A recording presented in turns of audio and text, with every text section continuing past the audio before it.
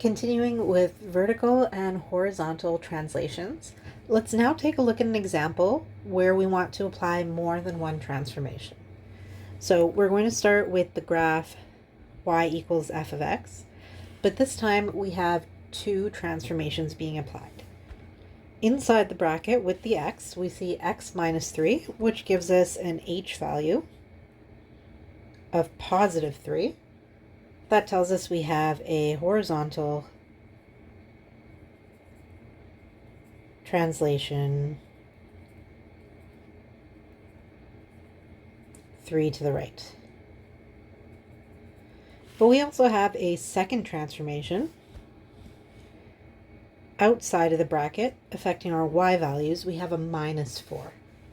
That's going to give us a k value of negative 4. And that one will be a vertical translation 4 down. Vertical translation 4 units down.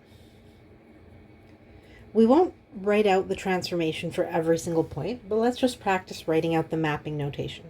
If we start with a point x comma y, which of those two transformations will affect the x value? The horizontal translation 3 right, so our new x value will be x plus 3. The vertical translation will affect our y value. It will go down by 4, so our y value will now be y minus 4. So what we can do for each point individually is we are going to shift it, and we'll do both shifts. So if we start with this point down here, we want to shift it 3 to the right and 4 down, and you'll notice that the order doesn't really matter because one deals with the x value, one deals with the y value. Let's go blue for that. So we'll go 3 right and 4 down. And we'll do the same thing for each of the other points. Let's make our graph a little bit bigger. So coming up to the next point up here, same thing. We're going to go 3 to the right and 4 down.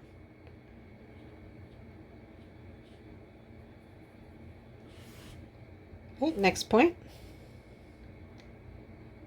3 to the right, 4 down.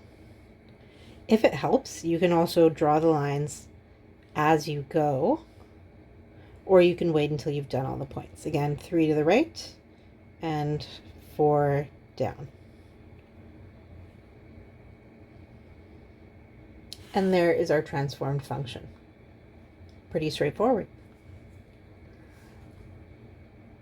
All right, the last thing we'd like to do is look at predicting the transformations without having to draw the graph. So we'll just do a little practice of that. Just to shorten things a little bit, we'll probably use the letters HT for horizontal translation and VT for vertical translation. So for each of these, it may be helpful to find an H value and a K value. Let's do the first one together, and then you can try the other ones. So for the first one, we have an H value of negative 3, because normally we have an x minus h, and we have an x plus 3, meaning it's x minus negative 3.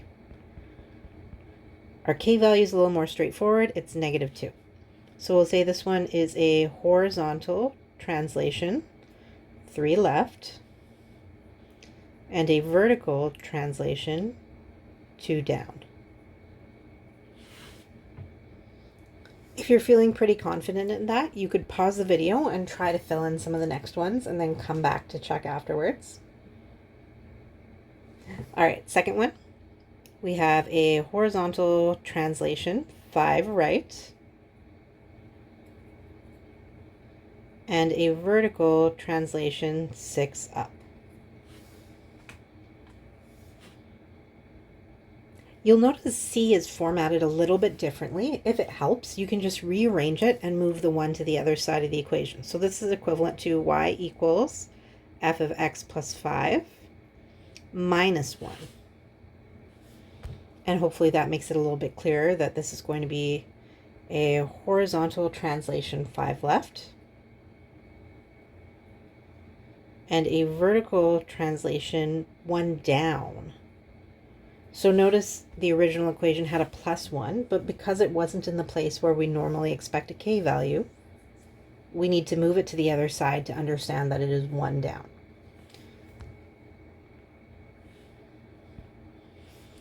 Okay, and similarly, let's just rearrange the last one a little bit. So moving that 4 to the other side, we'll have y equals f of x minus 7. And then we had minus 7. We're now adding 4, so this will be minus 3. So horizontal translation, 7 to the right.